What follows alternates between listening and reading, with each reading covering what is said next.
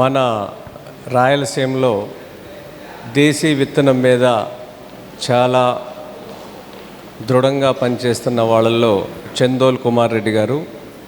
ఈయన Sanskrit lecturer.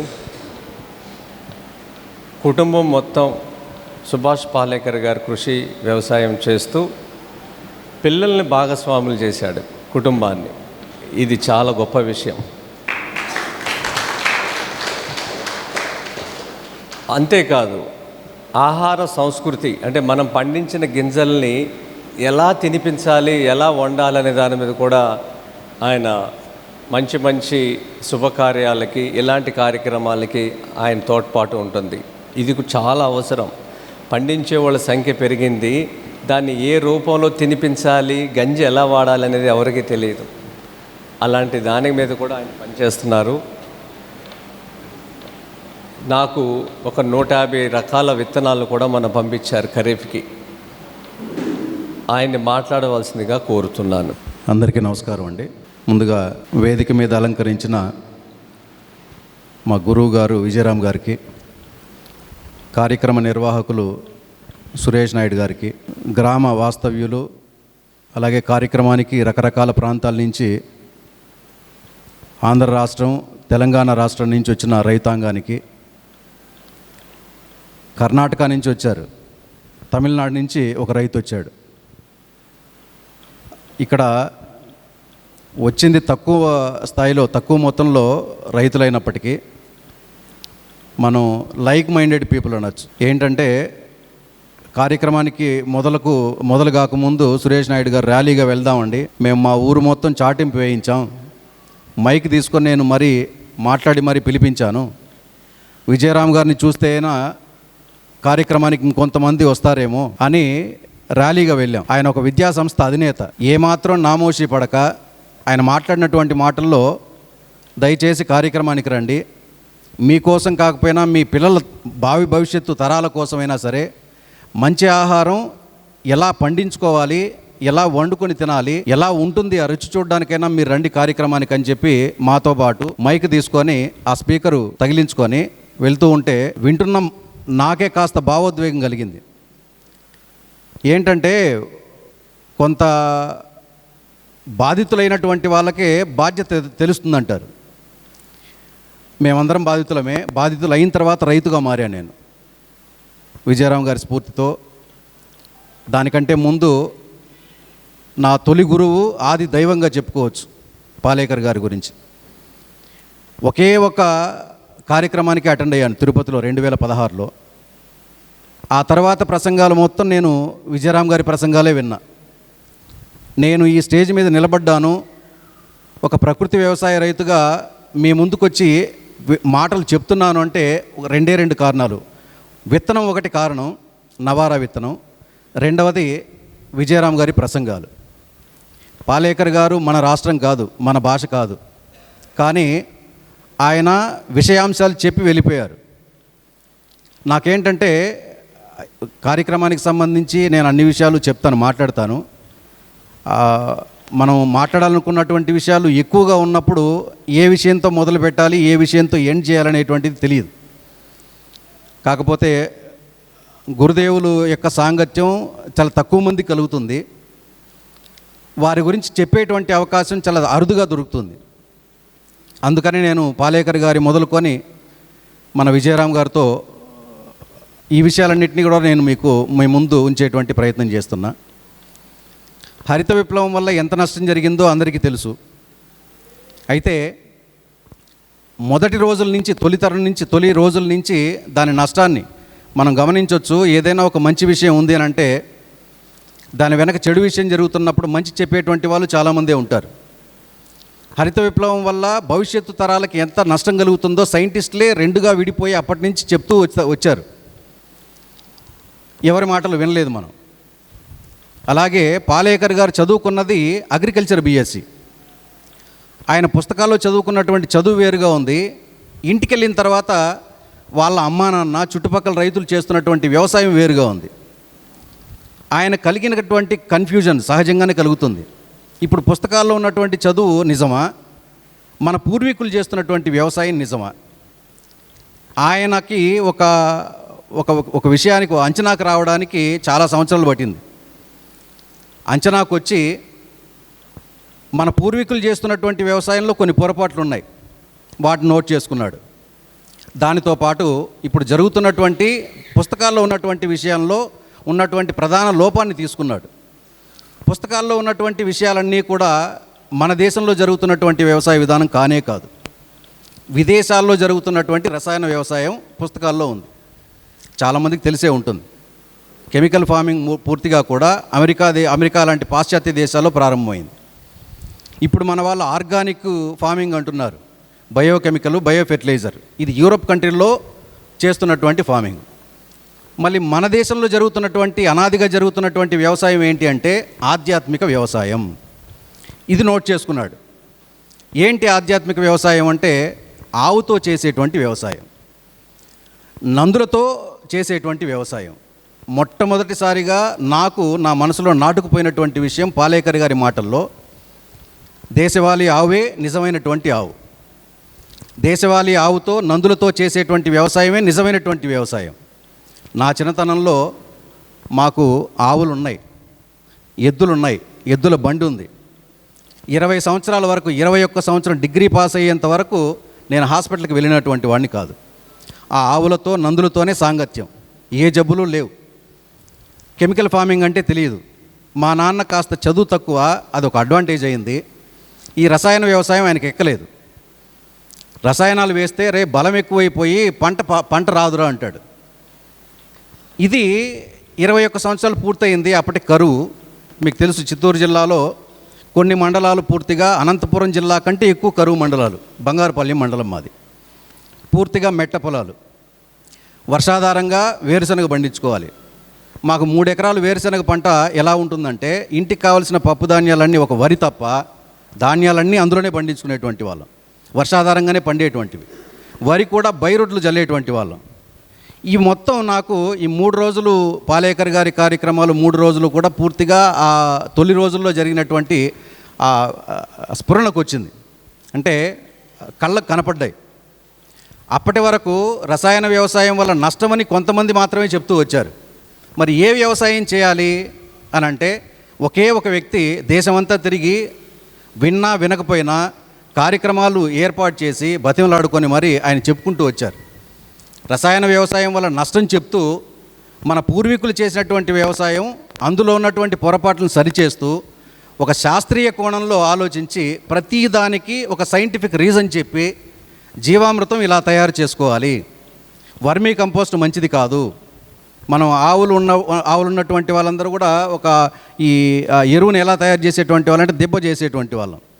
దానివల్ల జరిగేటువంటి నష్టం కూడా చెప్పేటువంటి వాడు. అలా చెప్పి ఏ రోజు పేడను ఏ విధంగా మనం ఉపయోగించుకోవాలి వ్యవసాయానికి, సాగుకి, అలాగే ఒక ఆవుతో 30 ఎకరాలు ఎలా సాగు చేయొచ్చు వివరాలు చెప్పాడు. ఒక ఆవు రోజుకి 10 నుంచి 12 కేజీల పేడ వేస్తుంది, 6 నుంచి 8 లీటర్ల పంచితం ఇస్తుంది. ఒకరోజు 200 లీటర్ల డ్రమ్ములో మనం 1 ఎకరానికి సరిపోతుంది. ఒక్కొక్క రోజు మనం ఆ పేడ పంచితం తయారు చేసే జీవామృతం 30 రోజులు సరిపోతుంది. 30 రోజులకు ఒకసారి ఇచ్చినా చాలు.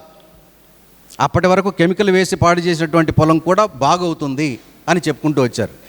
నా అదృష్టం, తిరుపతిలో నేను ఉన్నానప్పుడు ఆ 3 రోజుల కార్యక్రమం విన్నాను. కాకపోతే విధి నిర్వహణలో అప్పటికి లెక్చరర్గా పనిచేస్తున్న ఒక ప్రైవేట్ సంస్థకి ప్రిన్సిపల్గా పనిచేస్తున్నాను. కాకపోతే విధి నిర్ణయమా లేకపోతే ఇంకేదో తెలియదు, 2017లో ఇంట్లో పెద్దవాళ్ళకి ఆరోగ్యం బాగలేదు, ఉద్యోగం వదిలిపెట్టి స్వగ్రామానికి వెళ్ళిపోవాల్సి వచ్చింది. ఇప్పుడు నేను వ్యవసాయం చేస్తున్నది మా అత్తగారు ఊరిలో. అక్కడికి వెళ్ళి వ్యవసాయం స్టార్ట్ చేశాను. అక్కడే ఆ పట్టణంలో ఒక చిన్న కాలేజీలో సాంస్క్రిట్ లెక్చరర్గా పనిచేశాను. లెక్చరర్గా పనిచేయడం ఒక పార్ట్ టైం జాబేను. పూర్తి స్థాయి రైతుగా మారాలి పాలేకర్ గారు చెప్పి వెళ్ళిపోయారు, అగ్గి రాజేసి వెళ్ళిపోయారు. దాని తర్వాత విషయాలు ఎవరు చెప్తారో తెలియదు నాకు. తర్వాతే విజయరామ్ గారు కార్యక్రమాలు అక్కడక్కడ ఉన్నాయని చెప్పి తెలిసిన తర్వాత వెళ్ళడం, మీలాగా ఓ మూలన కూర్చొని చెప్పినటువంటి ప్రతి విషయాలను నోట్ చేసుకున్న తర్వాత అప్పుడప్పుడు కనపడినప్పుడు మాట్లాడడం, ఇంతే. 2017 నుంచి కార్యక్రమాలు వింటూ మొట్టమొదటిసారిగా నేను నోట్ చేసుకున్న విషయం మన వ్యవసాయం, ప్రకృతి వ్యవసాయం. రెండవ విషయం నోట్ చేసుకున్నది మన విత్తనం, దేశీయ విత్తనం. మూడవ విషయం, మన గోవు దేశవాళీ ఆవు. ఈ మూడింటినే నేను ఇప్పటికీ డైరీలో మొట్టమొదటి పేజీలో రాసుకుంటాను. మన వ్యవసాయం ప్రకృతి వ్యవసాయం, మన విత్తనం దేశీయ విత్తనం, మన గోవు దేశవాళీ ఆవు. 4వ అంశంగా తీసుకుంటున్నాను గురువుగారి స్ఫూర్తితో, మన వస్త్రం ఖాదీ వస్త్రం, చేనేత వస్త్రం. 4వదిగా నేను ఇప్పుడు పూర్తి స్థాయిలో లేను కాబట్టి ఉంటే ఒకవేళ 4వదిగా తీసుకుంటాను. మనం ఒక లక్ష్యంతో పనిచేస్తే ఆ లక్ష్యాన్ని నిర్ణయించుకొని పనిచేసినప్పుడు మాత్రమే దాన్ని ఫుల్ఫిల్ చేసేటువంటి క్రమంలో తప్పటడుగులు వేయకుండా దాన్ని నెరవేర్చేటువంటి క్రమంలో బాధ్యతగా ముందుకెళ్తాం. నన్ను 2 సంవత్సరాలకు ముందు ఐడెంటిఫై చేశారు గురువుగారు. అప్పుడప్పుడు కనపడడం మాట్లాడడమేను. నేను సార్ నంబర్ తీసుకోవడం చేయలేదు, నా నంబర్ సార్ తీసుకోవడం జరగలేదు. కేరళలో ఒక సీడ్ మేళా కార్యక్రమంలో నా గురించి చెప్తున్నారు రామకృష్ణ గారు గుంటూరు దగ్గర. అయ్యా మిమ్మల్ని మీ శిష్యుడంట, విత్తనాల మీద పనిచేస్తున్నాడు, మీతో అప్పుడప్పుడు మాట్లాడతారంట. అంటే నా పేరు తెలుసు సార్కి, సేవ సంస్థకి అప్పుడప్పుడు మాట్లాడడం వల్ల. నేరుగా నేను నా కుటుంబ సభ్యులతో అందరితో వెళ్ళాను కేరళకి. పిల్లల్ని పిలుచుకెళ్ళాను, మా మిసెస్ వచ్చారు. అక్కడికి వెళ్ళిన తర్వాత మా పిల్లలు ముందే అడిగారు విజయరామ్ గారితో, నాన్న నాకు ఫోటో కావాలి అని చెప్పని. అక్కడికి వెళ్ళిన తర్వాత అప్పటికే మీ గురించి విన్నాము, మీ పేరు విన్నాను నేను, అప్పుడప్పుడు మాట్లాడడమేను. పూర్తి స్థాయిలో సార్ని నేను పరిచయం చేసుకోవడం అప్పుడే. ఏమని పరిచయం చేసుకున్నానంటే, సార్ మా గ్రామానికి మీరు తయారు చేసిన పాలేకర్ని నేను అని అన్నా. ప్రతి కార్యక్రమంలోనూ సార్ చెప్పడం ఏంటంటే, గ్రామానికి ఒక పాలేకర్ గారు తయారు కావాలి, ఇదే నా లక్ష్యం అని చెప్పి చెప్పుకుంటూ వచ్చారు. నా పరిచయంగా చెప్పుకున్నా నేను మీరు తయారు చేసిన పాలేకర్ని మా గ్రామానికి అని. మా ప్రాంతంలో అదేవిధంగా జరుగుతోంది. ఈ మూడింటి విషయాల మీద నేను ప్రచారం చేస్తున్నా, సాధన చేస్తున్నాను. గురువుగారి ఆధ్వర్యంలో వ్యవసాయం గురించి, ఆవు గురించి పాలేకర్ గారి మాటల్లో విన్నా నేను. విత్తనం గురించి గురువుగారు విజయరామ్ గారి ద్వారానే తెలుసుకున్నా. విత్తనం అనేటువంటిది ప్రతి రైతుకి విలువైనటువంటి ఆయుధం. రైతాంగం పూర్తిగా కుంటుపడిపోవడానికి, రైతు నష్టాలు ఊబిలో కూరుకుపోవడానికి విత్తనం ప్రధానమైనటువంటిదిగా నాకు అర్థమైంది. ఆవులు దూరం అయ్యాయి, రకరకాల పెట్టుబడులు ఎక్కువయ్యాయి. ఎరువులకి మనం కొంటున్నాం, మందులకి మనం కొంటున్నాం. అది ఆవు దూరం కావడం వల్ల. విత్తనం దూరం కావడం వల్ల ఏం జరిగిందనంటే, ప్రతిదీ విత్తనం అని చెప్పి మనం భ్రమపడ్డాం. అది కంపెనీల వాళ్ళు ఇచ్చేటువంటిదే రియల్గా సీడ్ అని చెప్పి మనం అనుకోవడం. పునరుత్పత్తికి ఉపయోగపడేటువంటిదే నిజమైనటువంటి విత్తనం అని చెప్పి పాలేకర్ గారి మొట్టమొదటి మాటల్లో విన్నా, తర్వాత గురువు గారి మాటల్లో విన్నా. నేను ప్రారంభించింది నవారా విత్తనంతో, వరి విత్తనంతో. ఇప్పుడు కూరగాయలు, పప్పుధాన్యాలు, అరటిలో రకాలు, టమాటోలో రకాలు. ఇంకా అది ఈ వేదిక మీద చెప్పడం కాదు, కానీ ఇంటికి కావాల్సినటువంటివి ఉప్పు తప్ప అన్నీ పండించుకోవాలి, అన్నీ దేశవాళీ విత్తనాలై ఉండాలి, దేశవాళీ విత్తనోత్పత్తులై ఉండాలి అని చెప్పి కంకణం కట్టుకొని ఎక్కడెక్కడ విత్తనాలు దొరుకుతాయి తెలుసుకొని ఆ విత్తనాలు తీసుకురావడం, ఎక్కడ ఖాళీ భూమి ఉన్నా అది అక్కడ వేసి ఆ విత్తనోత్పత్తి చేయడం, దాన్ని డెవలప్ చేసి దాన్ని డాక్యుమెంట్ చేయడం, దాని వివరాలు మళ్ళీ రైతులకు ఇచ్చేటప్పుడు వాటి వివరాలు, పూర్తి వివరాలు చెప్పడం, వీటి మీదనే నేను పనిచేస్తున్నాను. విత్తనాల మీదకి వెళ్ళిపోవడానికి కారణం ఏంటంటే, మనం తీసుకునేటువంటి ఆహారం అది నాణ్యమైనటువంటి ఆహారం అని ఎప్పుడు మనకు అర్థమవుతుందనంటే, మనం తీసుకునేటువంటి ఆహార ఉత్పత్తులు మంచి పోషకాలతో ఉన్నప్పుడు మాత్రమే. హైబ్రిడ్ చేయబడినటువంటి విత్తనాల్లో కొన్ని పోషకాలు పోతాయి. ఇప్పుడైతే హైబ్రిడ్ కాదు కదా, పూర్తిగా జన్యు మార్పిడి చేసినటువంటి విత్తనాలు దొరుకుతున్నాయి. అందులో పోషకాలు లేకపోగా మనం ఆకలి తీర్చుకోవడానికి తింటున్నాం, కడుపు నిండుతోంది. జీర్ణమయ్యేటువంటి క్రమంలో పోషకాలుగా మారకపోగా రకరకాల హార్మోనల్ ఇంబ్యాలెన్సెస్ అయ్యి జబ్బుల్ని కలిగిస్తోంది. నేను మీకు ఒక 6 నెలలకు ముందు జరిగినటువంటి ఒక సంఘటన, ఒక ఎగ్జాంపుల్ చెప్తాను. మనం రైతుగా మనల్ని మనం బాగు చేసుకోవడానికి జరుగుతున్న నష్టం ఏంటి, నష్ట నివారణ చర్య ఏంటి, ఏం చేస్తే మనం బాగుపడతాం, ఈ కార్యక్రమాలన్నీ కూడా డిస్కషన్లోనే జరుగుతూ ఉంటుంది, డిస్కషన్ మేనర్లోనే. అరటి ఎక్కువగా పండించేటువంటి కేరళ, తమిళనాడు బార్డర్లో ఒక అరటి శాస్త్రవేత్తలు డెవలప్ చేసినటువంటి టిష్యూ కల్చర్లో ఇచ్చారు. 6 నెలలకు ముందు జరిగినటువంటిది. G9కి అడ్వాన్స్డ్ విత్తనం, అది టిష్యూ కల్చర్లో ఇచ్చినటువంటిది. G9 ఏంటంటే మనకు పచ్చ అరటి బయట దొరుకుతుంది కదా, G9 సహజంగా మాగదు, మనం మాగబెడితే మాగవు. దాని కార్బైడ్ లాంటి రసాయనాలు వేస్తే మాత్రమే మగ్గుతాయి. మనం మామూలుగా నాటు రకాలు అనుకోండి, చెట్లోనే మాగిపోతాయి. ఈ G9 చెట్లో మాగదు, కుళ్ళిపోతాయి కానీ మాగవు. ఇవన్నీ జెనెటికలీ మోడిఫైడ్. అక్కడ తమిళనాడు, కేరళ రాష్ట్రంలో కొన్ని వందల ఎకరాలు, మనకు చిత్తూరు జిల్లాలో మామిడి ఎలా అయితే ఉంటుందో అక్కడ అరటి పండిస్తారు. ఒక జెనెటికలీ మోడిఫైడ్ టిష్యూ కల్చర్లో ఇస్తే హై ఈల్డ్ వచ్చింది వాళ్ళకి. ఒక 2 సంవత్సరాలు ఆ చుట్టుపక్కల ఉన్నటువంటి రైతులకు మంచి ఆదాయాలు వచ్చాయి. కాకపోతే ఎవరెవరైతే అరటి పండిస్తున్నారో ఆ ఇంట్లో చిన్నపిల్లల నుంచి వయసు అయినటువంటి వాళ్ళకి వాళ్ళు పండించి తిన్నటువంటి అరటి తింటూ ఉంటే వాంతులు విరేచనాలు అవుతున్నాయి. బిగినింగ్ డేస్లో కాలేదు, తింటూ తింటూ తర్వాత రోజుల్లో వాంతులు విరేచనాలు అయ్యాయి. వాళ్ళకి ఇది కారణం అని తెలియదు. వాళ్ళకి హాస్పిటల్కి వెళ్తున్నారు, మందులు తీసుకుంటున్నారు, నయం కావడం లేదు. ఒక డాక్టర్ మాత్రం పదే పదే ఇదే కంప్లైంట్తో ఈ ప్రాంతం నుంచే వస్తున్నారని చెప్పి ఒక డాక్టరు మీరు ఏమేమి తింటున్నారు, రోజువారీ దినచర్య ఏంటి అని చెప్పి మొత్తం రాసుకున్నాడు. అందరూ అరటి పండించే రైతులు, వాళ్ళ ఇంట్లో అరటి ఉంది. మనం చిన్నప్పుడు కూడా మనం చదువుంటాం, రోజుకు అరటి పండు తింటే డాక్టర్ దగ్గరికి వెళ్ళాల్సిన అవసరం లేదని. మరి అరటి పండు తింటే వాళ్ళకి వాంతులు విరేచనలు అవుతున్నాయి, హార్మోనల్ ఇంబ్యాలెన్సెస్ అవుతుంది ఆడపిల్లలకి. ఈ కంప్లైంట్స్ ఎక్కువ అవుతుంటే ఒక డాక్టర్ వండుకొని వచ్చినటువంటి వాళ్ళందరికీ ఒక 15-20 రోజుల పాటు మీరు అరటి పండు తినకుండా రండి, ఆ తర్వాత టెస్టులు చేద్దాం. జబ్బేంటో తెలియడం లేదు, కానీ ప్రతిసారి హాస్పిటల్కి వస్తున్నారు అనారోగ్యం కారణంగా. ఇలా ఉంటే 15-20 రోజులు వాళ్ళు అరటి పండు తినడం మానేసి తర్వాత వచ్చారు హాస్పిటల్కి. వాళ్ళకి వాంతులు విరేచనాలు తగ్గాయి, హార్మోనల్ ఇంబ్యాలెన్సెస్ తగ్గింది, జలుబు జ్వరం రావడం తగ్గిపోయింది. ఆ డాక్టరు ఈ అరటి పండులోనే లోపం ఉంది, మీరు ఎక్కడ తెచ్చుకున్నారు ఇవి అని ఆ చుట్టుపక్కల వాళ్ళని అడిగితే వాళ్ళు విషయాలు చెప్పారు. ఏదో ప్రైవేట్ కంపెనీ, ఒక మల్టీనేషనల్ కంపెనీ అది, వాళ్ళు విత్తనాలు ఇస్తున్నారు, టిష్యూ కల్చర్లో మొక్కలు ఇస్తున్నారు, పంట వాళ్ళే కొంటున్నారు వాళ్ళు నిర్ణయించినటువంటి ధరతో.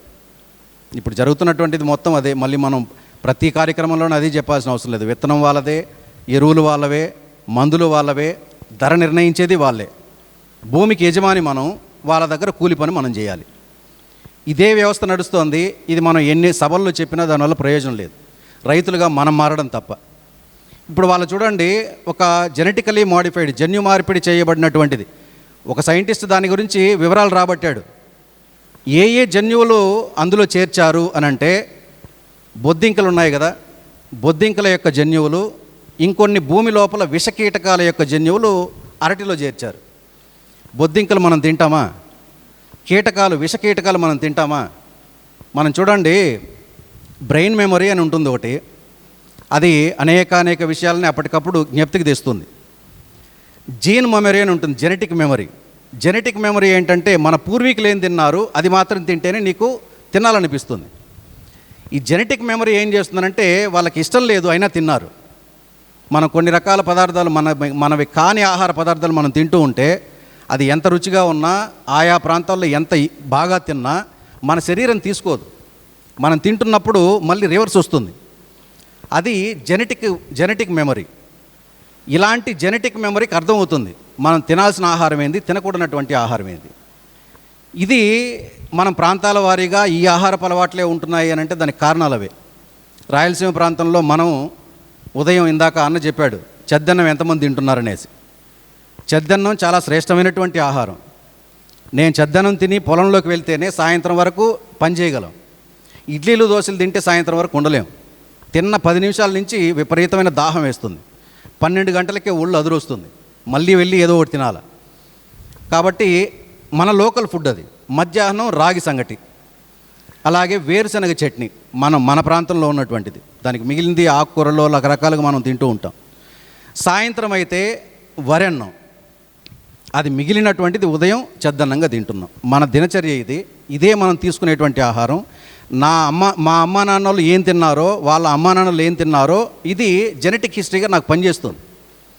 నాది కాని ఆహారాన్ని ఏ చైనీస్ ఫుడ్ అనో, లేకపోతే ఏ ఆఫ్రికన్ ఫుడ్ అనో, లేకపోతే ఇంకోటో మనం తిన్నామనుకోండి, అది రివర్స్ వస్తుంది. రివర్స్ రాకపోగా మనం తిన్నామంటే రకరకాల హార్మోనల్ ఇంబ్యాలెన్సెస్ అయ్యి రకరకాల జబ్బులు వస్తాయి. అక్కడ జరిగింది అదే. అరటికి హార్మోనల్ ఇంబ్యాలెన్స్ చేసి హై ఈల్డ్ రావాలి. ఎందుకు అక్కడ ఆ ప్రాంతంలో చేశారనంటే, అరటి ఎక్కువ పండిస్తున్నారు, దిగుబడి ఎక్కువ రావాలి, ఒకసారి వేసినటువంటి పంట వైరస్ వస్తే మొత్తం పాడవుతోంది. నెమటోడ్స్ వస్తాయి అరటికి, ఎందుకంటే ఎప్పుడు తేమలోనే ఉంటుంది. అరటి, చెరకు, వరి, అలాగే కొబ్బరి, వీటికి నీళ్ళు ఎక్కువ అవసరం. వాళ్ళు చెప్పడం నీళ్ళు లేకపోయినా ఆరుతడిలో వీటన్నిటిని మేము పండిస్తున్నాం. నా దగ్గర అరటి 75 రకాలు ఉన్నాయి. ఆ అరటి రకాల గురించి తెలుసుకుంటున్నప్పుడు నిజంగానే ఎంత గొప్పగా అనిపిస్తుందనంటే, ఇప్పుడు అరటి తిని జబ్బులు వచ్చాయి కదా, అదే ఒక్కొక్క జబ్బుకు ఒక్కొక్క అరటి వెరైటీ ఉంది. అరటి మీద పనిచేసేటువంటి రైతుల్ని కలిసినప్పుడు అర్థమైనటువంటి విషయం. కేరళలో రెడ్ బనానా దొరుకుతుంది కదా, నాటు రకం, మళ్ళీ హైబ్రిడ్ కాదు అది. ఆ నాటు రకం రెడ్ బనానా షుగర్కి చాలా మంచిది, డయాబెటిక్ ఉన్నటువంటి వాళ్ళకి చాలా మంచిది. డయాబెటిక్ మందులు వాడి వాడి కిడ్నీ ఇన్ఫెక్షన్స్ వస్తాయి, కిడ్నీ ఫస్ట్ డ్యామేజ్ అవుతుంది. కిడ్నీ డ్యామేజ్ అవుతుందని చెప్పి మొట్టమొదటి సూచిక ఏంటంటే, మనకు అరికాలు మిడిం అంటారు, మనం ఈ పాదం ఇది నొప్పేస్తుంది. పడుకొని మనం రాత్రి నిద్రపోయి నిద్ర లేవంగానే ఉదయం కొంతమందికి అడుగు కాలు కింద పెట్టిన కాదు, అరికాలు మంటలు వస్తాయి, అలాగే ఆ మిడిం దగ్గర నొప్పేస్తుంది. కిడ్నీ మనకు కొంత డ్యామేజ్ అవుతుందనేటువంటి దానికి సూచిక. అలాగే లేచిన వెంటనే స్ట్రైట్గా నిలబడలేము, కాస్త వంకుంటాం, బ్యాక్ పెయిన్ స్టార్ట్ అవుతుంది. ఈ జబ్బున్నటువంటి వాళ్ళకి కేరళ అరటి రకం రెడ్ బనానా నాటు అరటి, టిష్యూ కల్చర్లో పండించింది కాదు, దుంపలు తీసుకొచ్చి మనం నాటుకోగలిగితే చాలు. ఒక ఇంటి దగ్గర ఒక అరటి చెట్టు ఉంటే చాలు, అంత ఆరోగ్యానికి శ్రేష్టం అది. అలాగే బీజకేల, మీ కిడ్నీ ఇన్ఫెక్షన్స్ ఎక్కువైనాయి లేకపోతే డయాలసిస్ చేస్తున్నారనంటే అరటిలో బీజకేల అని ఉంటుంది. పండు నిండా కూడా గింజలే, మన మిరియం గింజ కంటే పెద్దది ఉంటుంది అది. ఆ సైజులో ఉన్నటువంటి గింజల్ని నూరి దాన్ని కషాయం చేసి తాగితే, గుజ్జు తక్కువ ఉంటుంది, అరటిపండు తినాలి. ఆ గింజల్ని నూరి కషాయం చేసుకొని తాగితే డయాలసిస్ ఉన్నటువంటి వాళ్ళకి మెడిసిన్ ఎంత పనిచేస్తుందో అంతగా పనిచేస్తుంది అరటి రకం. పసిపిల్లలు బలహీనంగా ఉన్నారు, వాళ్ళు బాగా బలిష్టంగా మారాలి అని అంటే అరటి నేంద్రం అనేటువంటి అరటి ఒక రకం ఉంది. మనం బేకరీ షాపుల్లోకి రౌండ్ షేప్లో చిప్స్ అమ్ముతారు కదా, బనానా చిప్స్, వాళ్ళు చేసేది ఆ నేంద్రంతోనే. నేంద్రం అరటి కీపింగ్ క్వాలిటీ దాదాపు 1 నెల రోజులు ఉంటుంది. పండిన తర్వాత మీరు ఇంట్లో పెట్టుకున్న 20 రోజులు చెడకుండా అలాగే ఉంటుంది, బాగా పండుతుంది. ఒక్క అరటి పండు తింటే చాలు, అంత ఎనర్జీ ఉంటుంది. బలహీనంగా ఉన్నటువంటి పిల్లలు బలంగా మారుతారు ఒకటి. అలాగే పైల్స్, మొలలు ఉన్నటువంటి వాళ్ళకి నాటి అరటి అని ఒక పేరు. మనం తొక్క తీస్తే నారగా ఉంటుంది. మనకు మామిడిలో నార ఎలా ఉంటుందో అరటిలో నార ఉంటుంది, లోపల చిన్న చిన్న విత్తనాలు ఉంటాయి, మన పంటి కింద తగులుతూ ఉంటుంది నములుతున్నప్పుడు. దీన్ని డెవలప్ చేసే మన వాళ్ళు G9 చేశారు. దాని ఒరిజినల్ వెరైటీ ఎలా ఉంటుందనంటే, బాగా మాగితే మచ్చలు వస్తుంది, మచ్చరటి అంటారు లేదా పచ్చరటి అంటారు, చాలా పెద్దదిగా ఉంటుంది, ఒక పండు తినలేము ఒకటి. అలాంటివి తింటే పైల్స్, మొలలు, జబ్బులు నయం అవుతున్నాయి. ఇలా జబ్బును నివారించుకోవడానికి మన పూర్వీకులు అరటి రకాలు ఇస్తే, ఇప్పుడున్నటువంటి విజ్ఞానం పెరిగిపోయి మానవీయ కోణాల్లో ఆలోచించకుండా ఒక జన్యు మార్పిడి చేసినటువంటి అరటి రకాలు ఇచ్చేస్తే దానివల్ల జబ్బులు వస్తే దానికి ఎవరు బాధ్యత వహించాలంటే ఎవరు లేరు. పోనీ దానికి ఏమైనా ప్రయోగాలు చేసి వాళ్ళు ఒకవేళ అది నిరూపితమైంది, ఎలాంటి హెల్త్ ఇష్యూస్ లేవు అని చెప్పి ఆ తర్వాత కదా మార్కెట్లో రిలీజ్ చేయాలని అంటే చేయడం లేదు. ఇది ఏమవుతుందనంటే, చెప్పడానికి కూడా బాధేసేటువంటి విషయం, రైతులం ప్రయోగశాలలో ఎలుకల కంటే హీనమా మనం మన మీద ప్రయోగం చేయడానికి? ఒక అరటి రకం డెవలప్ చేశారు, ఇచ్చేశారు రైతులకి, 100 ఎకరాలు వేశారు. దాన్ని తిన్న వాళ్ళు ఏం కావాలి, పండించుకున్నటువంటి వాళ్ళు ఏం కావాలి, ఆ భూమి ఏం కావాలి, వీటి గురించి ఆలోచన లేదు. ఇవన్నీ నష్టాన్ని కలిగించేటువంటి వ్యవసాయ విధానాలు. వీటి గురించి మనమే తెలుసుకోవాలి. ఒక కొత్త రకం మార్కెట్లోకి తీసుకొస్తున్నారనంటే దానివల్ల ఆరోగ్యానికి ఎంత ప్రయోజనం, ముందు మన ఆరోగ్యం గురించి కాకుండా భూమికి ప్రయోజనం కలుగుతుందా? నేను విత్తనాల మీద పనిచేస్తూ అన్ని చోట్ల ప్రచారం చేసేది ఏంటంటే, ఈ నాటు రకాల విత్తనాలు మనం తిని, ఆ నాటు రకాల విత్తనోత్పత్తులు మనం తింటే మనకి ఎన్ని రకాల ఆరోగ్య ప్రయోజనాలు కలుగుతాయో, ఆ విత్తనాలు భూమిలో వేస్తే భూమిలో లేని పోషకాలు సైతం ఆ విత్తనం ఇస్తుంది. నేను చాలా రకాల ఈ కార్యక్రమాల్లో చెప్పేటువంటి విషయం కూడా, మన పొలంలో రకరకాల మొక్కలు, కలుపు మొక్కలు పెరుగుతూ ఉంటాయి. ప్రకృతి వ్యవసాయం చేసేటువంటి వాళ్ళ పొలంలో ఇంకా ఎక్కువ వస్తూ ఉంటుంది. కానీ రసాయన వ్యవసాయం చేసేటువంటి వాళ్ళ పొలంలో కలుపు మొక్కలు అవి తీయడం చాలా కఠినంగా ఉంటుంది, ఖర్చు ఎక్కువ అవుతుంది. కాబట్టి రకరకాల మందులు స్ప్రే చేస్తూ ఉంటారు. వాటి రెసిస్టెన్స్తో ఎక్కడ లేని కలుపు మొక్కలు ఇంకా ఎక్కువ అవుతూ ఉంటాయి. ప్రకృతి వ్యవసాయం చేసేటువంటి మన పొలాల్లో మాన్యువల్గా సులభంగా తీసేయచ్చు, రిమూవ్ చేసేయచ్చు, తీసేసి దాన్ని అట్లాగే మల్చింగ్ వేయచ్చు. పాలేకర్ గారి విధానాల్లో 4 సోపానాల్లో మల్చింగ్ అనేటువంటి విధానాన్ని అర్థం చేసుకోగలిగితే అసలు కలుపు సమస్యే కాదు, ఎవరికి ఏ ఇబ్బంది రానే రాదు. అసలు ఎక్కువ ఖర్చు అయ్యేదే కలుపు కోసం సార్ అని చెప్పని అంటున్నారు. తేమ ఉన్నటువంటి నేలలో సూర్యరశ్మి పడితే ఎక్కడ లేని కలుపు మొక్కలు వస్తాయి. భూమి మనిషిలాగా, మొక్క మనిషిలాగా, విత్తనం మనిషిలాగా, వేటిని వేరుగా చూడకండి. మనిషిని, మనతో పాటు మట్టిని, విత్తనాన్ని, మొక్కని, ఈ మూడు సమానంగా ఉంటాయి.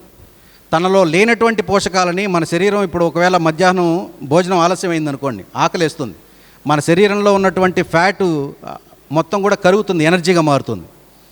మనలో లేనటువంటి పోషకాలని మన శరీరంలో ఉన్నటువంటి ఉత్పత్తి చేసుకుంటూ ఉంటుంది, పునరుత్పత్తి చేస్తూ ఉంటుంది. మట్టి కూడా అట్లాగే. మట్టిలో లేని పోషకాలని ఎక్కడ లేని కలుపు మొక్కలతో ఆ విత్తనాలు మళ్ళీ మొలికింపజేసి అవి దానికి ఆహారంగా వేసుకుంటూ ఉంటుంది. కొన్ని రోజులు తీయలేదనుకోండి, ఎండిపోతుంది, అది భూమికి ఆహారంగా ఉంటుంది. మొక్క కూడా అంతే. మనం ఏ పోషకాలు ఇవ్వలేదనుకోండి, యూరియాలు, డిఏపీలు, రకరకాల మందులు వేస్తున్నారు కదా, యూరియాలు, రసాయన ఎరువులు వేస్తున్నారు కదా, ఏమి వేయకపోయినా అది ఎదురు చూస్తుంది. కొన్ని రోజుల తర్వాత తేమ దానికి హీటు ప్రొడ్యూస్ అయిందనంటే అక్కడ ఏర్పడేటువంటి సూక్ష్మజీవులు ఆ వేరుకు అందించేటువంటి పోషకాలు, రకరకాల మూలకాలు అందిస్తూ ఉంటుంది. మట్టిలో ఉన్నటువంటి అనేక ఖనిజాలు సూక్ష్మజీవులు అందిస్తూ ఉంటాయి. అప్పటి వరకు వెయిట్ చేయకుండా ఇదేదో మనకు కోరుతోంది, అప్పటి వరకు వెయిట్ చేయకుండా రసాయనాలు వేస్తేనే పండుతుందని చెప్పి తొందరపాటుతో చేసేటువంటి పనులుగా మనం చెప్పచ్చు ఈ రసాయన విధానాలు మొత్తం కూడా. సూర్యుడే కనపడినటువంటి కొన్ని దేశాల్లో హైడ్రోఫోనిక్ మెథడ్లో వ్యవసాయం చేస్తూ ఉంటారు. అలాంటి దేశాల్లో ఈ రసాయన వ్యవసాయం అవసరం. మనలాంటి దేశాల్లో అవసరమే లేదు. భారతదేశాన్ని ఉపఖండం అని పిలుస్తారు. 3 వైపులా నీళ్లున్నాయి, ఒకవైపు హిమాలయాలు ఉన్నాయి. ఇది ఒక ఉపఖండం. అంటే ఖండానికి ఉన్నటువంటి ప్రతి సదుపాయాలు మనకి ఇక్కడ ఉన్నాయి కాబట్టి 365 రోజులు వర్షం పడినటువంటి రోజు తప్ప సూర్యుడు మనకు కనపడుతున్నాడు.